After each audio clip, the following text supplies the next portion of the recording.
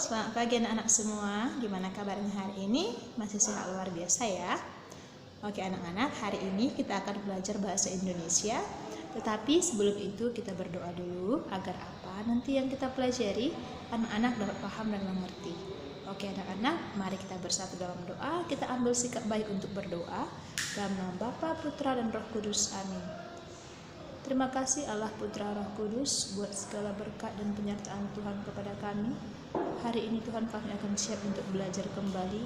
Kiranya Tuhan mengajari kami, membantu kami untuk apa yang diajarkan oleh guru kami dapat kami terima dengan baik. Terima kasih Tuhan, kami serahkan doa ini ke dalam tangan anak-Mu melalui perantara anak-Mu Tuhan Yesus Kristus, Juru Selamat kami yang hidup. Amin. Dalam nama Bapa, Putra dan Roh Kudus. Amin. Oke anak-anak, hari ini anak-anak bisa buka buku Bu Pena. Kita akan bahas tentang halaman 51, tetap mengenai pantun ya. Nah, kemarin kita sudah bahas ciri-ciri dan jenis-jenis pantun. Nah, Ibu ingatkan kembali bahwasanya pantun memiliki ciri-ciri. Ayo, siapa yang masih ingat?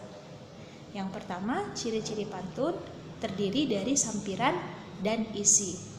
Sampiran terdapat pada baris pertama dan baris kedua, sedangkan isi terdapat pada baris ketiga dan baris keempat.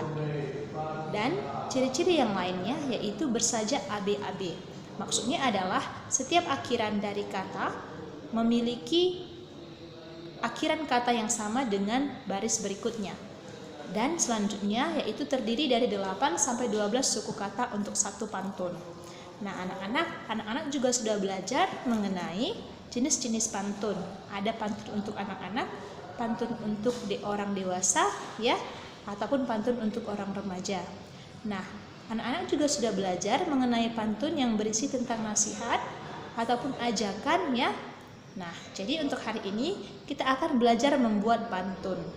Nah, anak-anak buka pada halaman 51 bukunya ya. Nah, di sini ada cara untuk membuat pantun. Kita harus memperhatikan hal-hal berikut. Yang pertama adalah tema pantun yang akan kita buat. Yang kedua, jenis pantun yang akan dibuat dan sajak pada bagian sampiran dan isi pantun. Nah, anak-anak, jika ingin membuat pantun, kita harus tahu dulu temanya yang apa yang akan kita buat. Nah, contohnya saja tema tentang pendidikan. Nah, jenis pantunnya apakah pantun anak-anak ataupun pantun orang dewasa. Nah, kalau pendidikan bisa untuk pantun anak-anak ya. Nah, jadi jenis pantunnya adalah pantun untuk anak-anak. Nah, sajaknya kita harus perhatikan di sampiran dan isinya harus diakhiri AB-AB. Nah, untuk selanjutnya anak-anak perhatikan pada halaman 52. Di situ ada pantun ya, Ibu bacakan. Pergi berenang siang-siang, kolamnya ada di dekat taman. Hatiku senang juga riang, mendapat hadiah dari teman. Nah, ini adalah pantun anak-anak ya, di mana perhatikan pada baris pertama dan baris kedua itu adalah yang dikatakan sampiran, yaitu pergi berenang siang-siang, kolamnya ada di dekat taman. Sedangkan isinya, hatiku senang juga riang, mendapat hadiah dari teman. Perhatikan di ujung katanya yang bersajak AB-AB, kata siang-siang berakhiran eng ya, n dan g, dan baris ketiga yaitu hatiku senang juga riang, berarti berakhiran eng atau n dan g. Sama ya. Lalu di baris kedua kolamnya ada di dekat taman berakhiran n, dan baris keempat mendapat hadiah dari teman dan berakhiran n juga. Nah, jadi anak-anak sudah tahu kalau pantun ini adalah pantun anak-anak, berisi pesan ataupun berisi amanat yang menyampaikan bahwa ada seorang anak yang merasa senang ataupun riang gembira karena mendapat hadiah dari teman. Itu adalah amanat ataupun pesan yang disampaikan ya. Nah, untuk membuat pantun anak-anak harus tadi memperhatikan apa? Yang pertama, tema pantun yang akan kita buat. Yang kedua, kita harus perhatikan jenis pantunnya, pantun apa yang akan kita buat, apakah pantun anak-anak, pantun orang dewasa, ataupun pantun remaja. Lalu sajak pada bagian sampiran dan isi pantun. Jadi harus sama ya.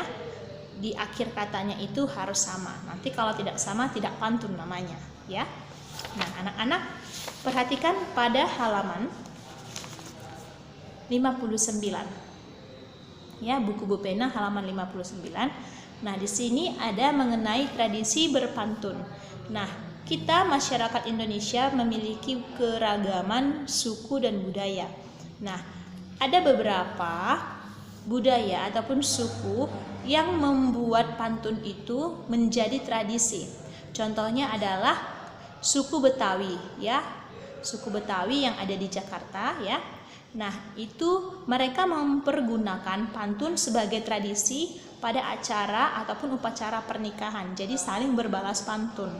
Selain orang Betawi ataupun masyarakat Betawi, ada juga masyarakat yang menggunakan pantun sebagai tradisi, yaitu adalah yang dikatakan, perhatikan di sini adalah suku Randai Minangkabau, ya, Minangkabau dan Gandrung Banyuwangi. Jadi tradisi berpantun ini biasanya pada upacara pernikahan. Nah, jadi pantun itu tetap dilestarikan, ya.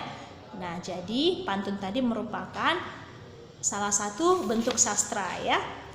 Nah, anak-anak, untuk tugasnya anak-anak coba perhatikan halaman 64, ya. Halaman 64, di situ ada mengidentifikasi isi makna dan amanat pantun. Halaman 64, ya. Pada buku Bu Pena. Nah, di situ ada satu pantun. Ibu bacakan ya pantunnya. Ranting pohon mudah patah, saat memanjat harus hati-hati. Orang tua tak boleh dibantah, itulah tanda anak berbakti. Nah, jadi pantun ini berisikan sebuah nasihat ya untuk kita para anak ya. Berisikan nasihat ataupun amanat. Amanat itu tahu ya, pesannya. Amanat itu sama dengan pesan. Di mana di sini amanat yang disampaikan adalah kita sebagai seorang anak harus berbakti kepada orang tua dengan menuruti perkataan orang tua dan tidak membantah perkataan orang tua. Perhatikan sajaknya, yaitu bersajak AB-AB ya. Di akhiran kata ranting pohon mudah patah itu akhiran H. Dan orang tua tak boleh dibantah, berakhiran H, sama ya pada baris pertama dan baris ketiga. Lalu di baris kedua, saat memanjat harus berhati-hati, berakhiran kata I. Dan pada baris keempat itulah tanda anak berbakti dan berakhiran I juga. Berarti ini adalah sebuah pantun yang memenuhi syarat ya, ataupun bisa dikatakan sesuai dengan ciri-cirinya. Nah, untuk tugasnya di bawahnya ada ayo berlatih. Anak-anaknya ayo berlatih. Nah, di situ dikatakan jelaskan isi atau makna dan amanat pantun berikut. Tuliskan pada kotak di samping. Nah, di situ ada A dan B, ada pantun ya. Nah, jadi anak-anak tuliskan amanat ataupun pesan yang disampaikan oleh pantun itu ya pada ayo berlatihnya.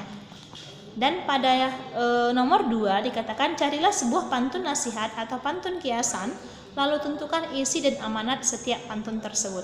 Nah, jadi nomor 1, anak-anak tuliskan amanat ataupun pesan dari pantun yang pada bagian A dan B. Pada bagian A dan B di sampingnya ya, tapi tulis dulu pantunnya. Lalu yang nomor 2, anak-anak cari satu pantun nasihat ya, lalu tentukan amanat ataupun pesan yang disampaikan. Bebas pantunnya dari mana saja. Nah, kemarin anak-anak sudah kirim tugas kan membuat satu pantun kan? Nah, mau pakai pantun itu juga boleh. Oke anak-anak, sampai di sini pembelajaran kita. Ibu tunggu tugasnya, tetap semangat dan tetap jaga kesehatan. Tuhan Yesus memberkati.